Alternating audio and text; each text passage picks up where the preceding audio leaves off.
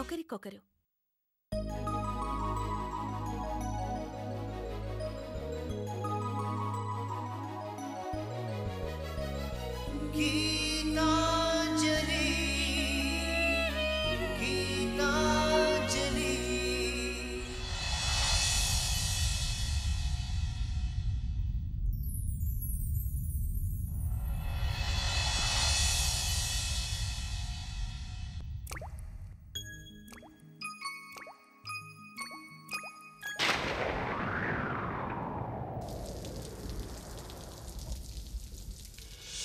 చినుకై చిరు జల్లై మన మనసులు కురవాలి, పూవై పొదరిల్లై ఎదలల్లుకు పోవాలి. చినుకై చిరు జల్లై మన మనసులు కురవాలి, పూవై పొదరిల్లై ఎదలల్లుకు పోవాలి. చిటపట స్వరాల హారానా మురిపాల ముత్యాలే మెరవాలి, మురిపాల ముత్యాలే మెరవాలి. అల్లరి ఆశల పల్లకిలో అందాల హరివిల్లు చేరాలి, అందాల హరివిల్లు చేరాలి. తేనె కన్న తీయని చిలిమి నేస్తమా, ఒకరికొకరు ప్రాణమే అందమిత్రమా.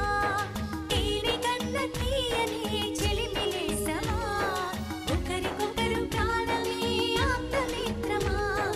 చినుకై చిరు చల్లై మన మనసులు కురవాలి.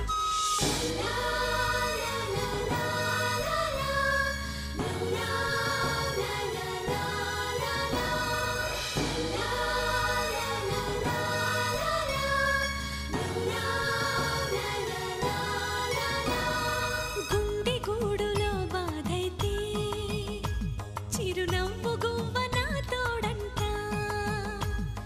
మండు వేసవే ముసిరేస్తే మంచు కొండ నీ నీడంట. కంటి పాపల నవ్వుంటూ కన్నిటి బొట్టుని రానేమో, చిన్నారి స్నేహం పొద్దంటూ నిరుపేద చెట్టుని కట్టావు. ఎన్నెన్ని జన్మలకైనా మనం ఇలాగే పుట్టాలి, తరాలు మారుతున్న గీతాంజలుండాలి. ఎన్నెన్ని జన్మలకైనా మనం ఇలాగే పుట్టాలి, తరాలు మారుతున్న గీతాంజలుండాలి, గీతాంజలుండాలి, గీతాంజలుండాలి. వస్తుందమ్మా, కానీ నువ్వు కోర్టులో చాలా అబద్ధాలు చెప్పాలి. అబద్ధాలా? అవునమ్మా, చెప్పలేవా? చెప్పలేకపోతే కేసు నిలబడదమ్మా. చెప్తాను అంకుల్. ఆయన ఆడిన అబద్ధాలకి అబద్ధాలతోనే సమాధానం చెప్తాను. డైవోర్స్ కోసం నేనేం చెప్పమన్నా చెప్తాను, ఏం చేయమన్నా చేస్తాను అంకుల్. సరేనమ్మా, మీ వారి అడ్రస్ ఇవ్వు, నోటీస్ పంపిస్తాను.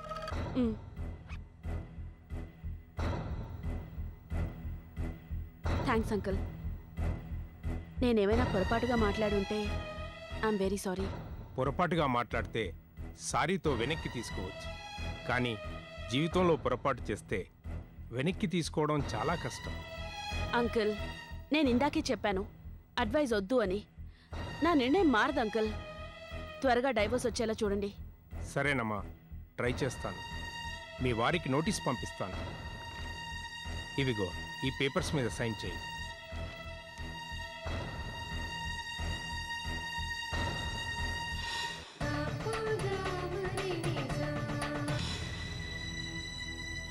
కావాలనుకుంటున్నావా? ఎవరిని? ఆ చంద్రశేఖర్ని.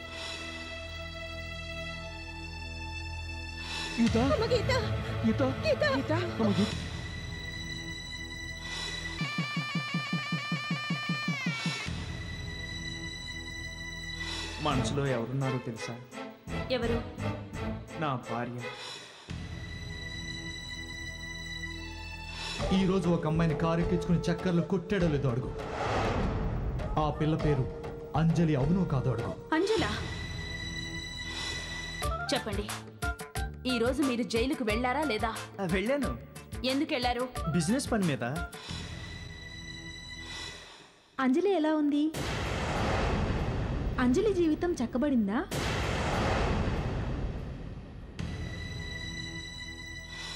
ఈ అమ్మాయి ఎవరు? ఈ అమ్మాయే అంజలి.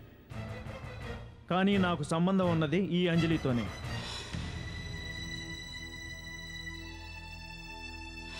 అంజలి దేవిలా ఎందుకు నటించావో చెప్పు.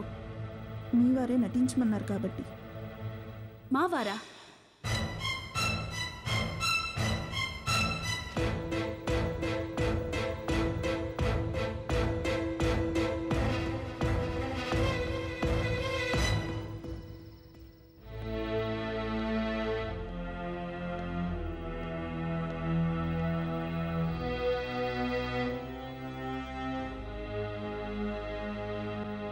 చంద్రు, ఇలా రా.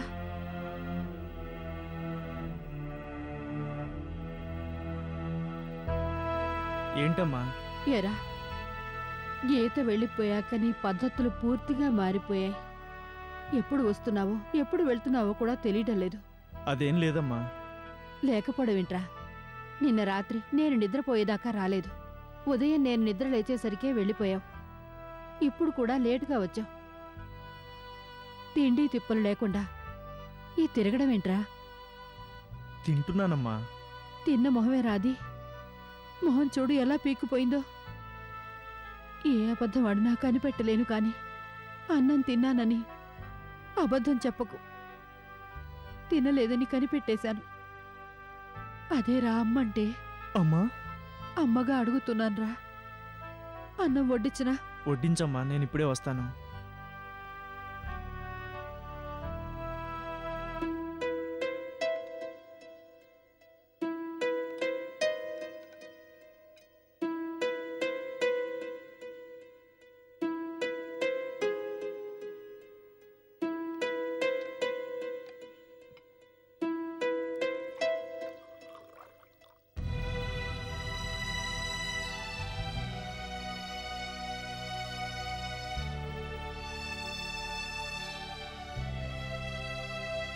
ఏమైందిరా?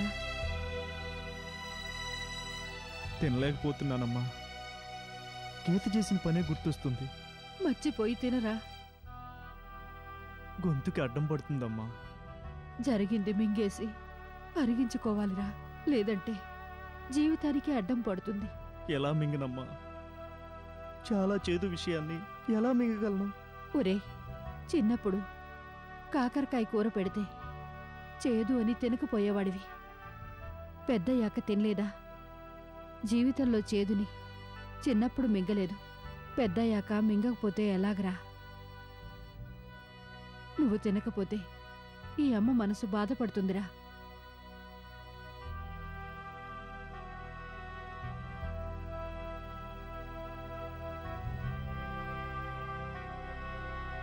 ఇప్పుడు నీకు సంతోషమే కదా? నువ్వు తినమ్మా. నీ భార్య చేసిన పని నీకు చేదేరా, కానీ నాకు విషంలా ఉంది. ఆ విషయం మీ నాన్నగారికి తెలిసిపోతుందని కడుపులో దాచుకున్నాను. విషాన్ని మింగిన నాకు అన్నం మింగడం ఓ లెక్క చెప్పు.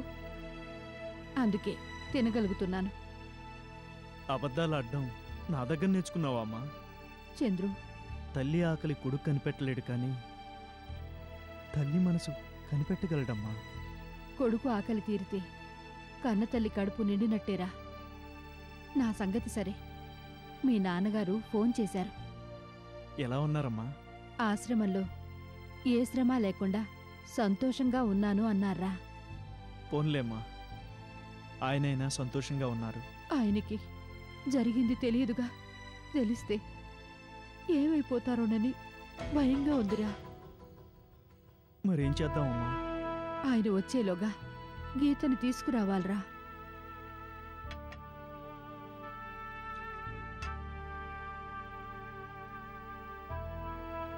గీత వచ్చినా కడుపుతో రాదు కదమ్మా. ఆ అబార్షన్ విషయం ఎలా దాచగలం? దాచలేన్రా.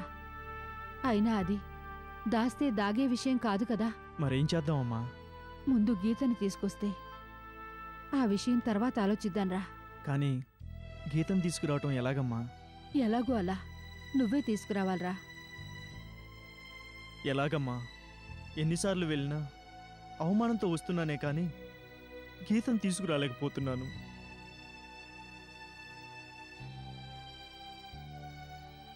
నీకు జరిగే అవమానం కన్నా నా మాంగల్యం ముఖ్యంరా. మీ నాన్నగారికి తెలిస్తే పసుపు కుంకుమలు మట్టిలో కలిసిపోతాయని భయంగా ఉందిరా. నా కోసం మరోసారి వెళ్ళరా. అలాగేనమ్మా, నీకోసం వెళ్తాను. నీకోసం మరోసారి అవమానాన్ని భరిస్తాను. రేపే వెళ్తానమ్మా. వెళ్ళడం కాదురా, గీతతో రావాలి. ఆ, సరే చంద్రు, వెళ్ళి పడుకో. సరేనమ్మా, నువ్వు కూడా ఏం ఆలోచించకుండా పడుకో. ఉమ్. వీడి కష్టాలు తీరి మళ్ళీ ఈ ఇల్లు ఎప్పుడు కళకళలాడుతుందో.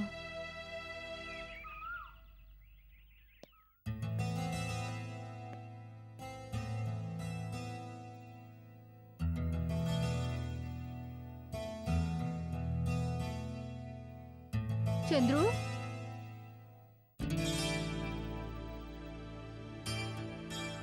ఏంటమ్మా? గీత దగ్గరికి వెళ్తున్నావా? అవునమ్మా. నేను వస్తాను. నువ్వెందుకమ్మా? రాత్రి నన్ను ఒక్కడనే వెళ్ళమన్నావుగా. అవునరా, అన్నాను. కానీ రాత్రి నీతో మాట్లాడిన తర్వాత బాగా ఆలోచించాను. గీత గబుక్కను నోరు జారితే నువ్వు ఆవేశపడతావేమో అనిపించింది. అలా ఆవేశపడితే మొదటికే మోసం వస్తుందిరా. గీత రాదు. అందుకే నేను కూడా వస్తే మంచిదనిపించింది. నేను ఆవేశపడినమ్మా. నువ్వు చెప్పిన విషయాలు నాకు ఎప్పుడు గుర్తుంటాయి. ఏ విషయాలరా? అదేనమ్మా, భార్య దగ్గర అహం వద్దు, లోకువైనా పర్వాలేదు, తప్పు చేసినప్పుడు తల వంచుకోక తప్పదు అన్నావు కదమ్మా. చంద్రు, అవునమ్మా. అయినా నేను తప్పు చేసినప్పుడు నా కోపం ఎందుకు వస్తుంది చెప్పు? రాకపోతే మంచిదేరా. ఎక్కడ ఆవేశం వస్తుందోనని కంగారు పడ్డానంతే. గీత అహంకారంతో మాట్లాడినా నువ్వు అహంభావంతో మాట్లాడద్దు. ఎట్టి పరిస్థితిలోనూ తొందరపడద్దు. అలాగేనమ్మా. నువ్వు గీతని తీసుకురావడం మీదే మీ నాన్నగారి బతుకు ఆధారపడి ఉందిరా. నాన్నగారికి ఏం అవ్వకుండా చూసే పూచి నాది. నువ్వేం కంగారు పడకు. సరే, వెళ్ళొస్తానమ్మా. చంద్రు, ఏంటమ్మా? నేనెదురొస్తాన్రా. ఎప్పుడూ లేనిది కొత్తగా ఈ అలవాటేంటమ్మా? కష్టాల్లోనే సెంటిమెంట్స్ ఎక్కువ అవుతాయిరా. నా శకునం మంచిదని మీ నాన్నగారంటారు. నేను ఎదురొస్తేనన్నా గీత వస్తుందని ఆశరా. పద. ఆ.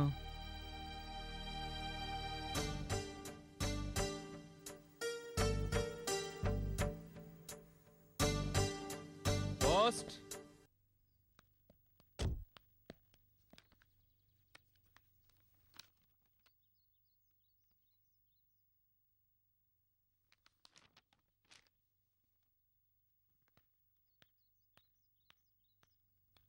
ఎక్కడి నుంచి వచ్చిందిరా?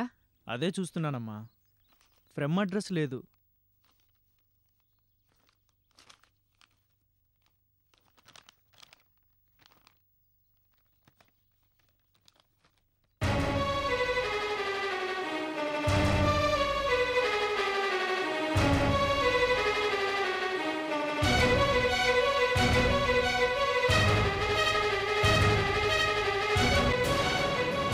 అలా అయిపోయావేంట్రా?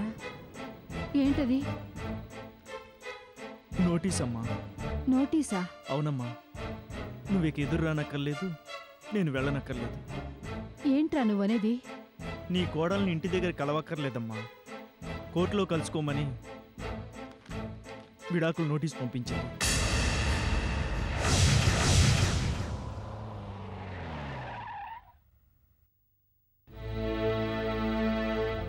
దిగరా.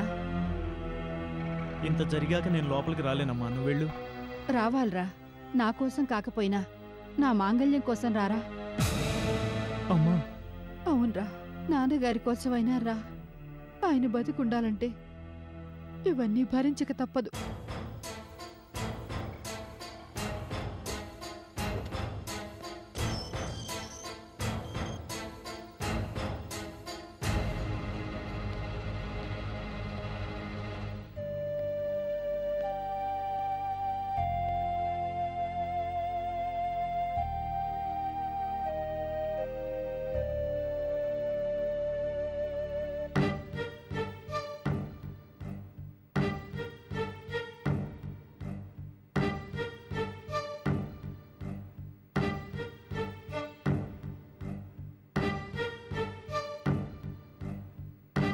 రండి, కూర్చోండి. మేమొచ్చింది మీ మర్యాదలు అందుకోవడానికి కాదండి.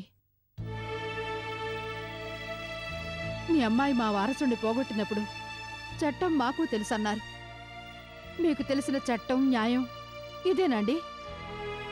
చెప్పండి, మాట్లాడరే. నన్ను క్షమించండి.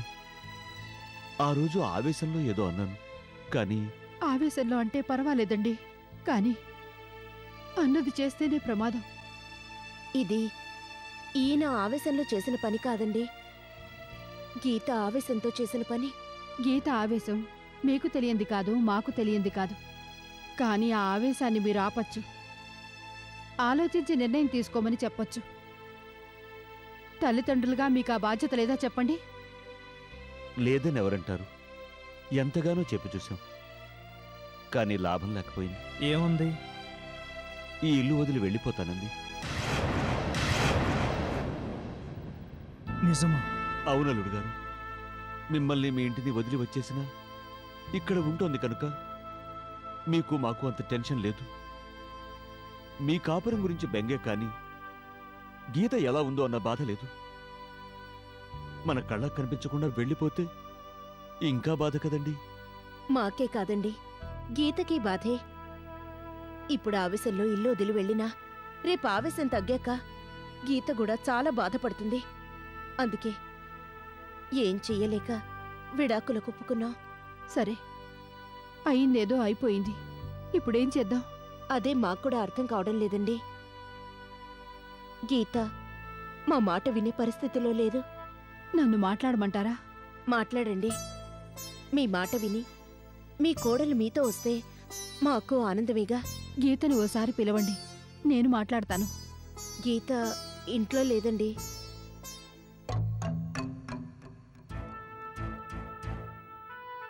ఎక్కడికి వెళ్ళింది? ఫ్రెండ్ ఇంటికెళ్ళింది. కాసేపట్లో రావచ్చు.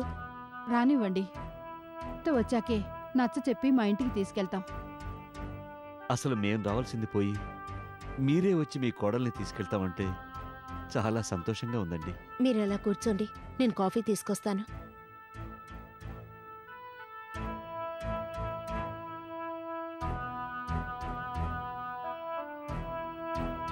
మనం వెయిట్ చేయడం వేస్ట్ అమ్మా. గీత నీ మాట విని మన ఇంటికి వస్తుందని నేను అనుకోవడం లేదు. తప్పకుండా వస్తుందిరా. అది కాదమ్మా. ఇంకేం చెప్పకు, మనం గీతతో మాట్లాడాకే వెళ్తాం. సరే అమ్మా, నీ ఇష్టం. గీత నా మాట వింటుందనే నమ్మకం నాకుంది. గీతని నేను ఒప్పిస్తాను, తను మనతో పాటే వస్తుంది.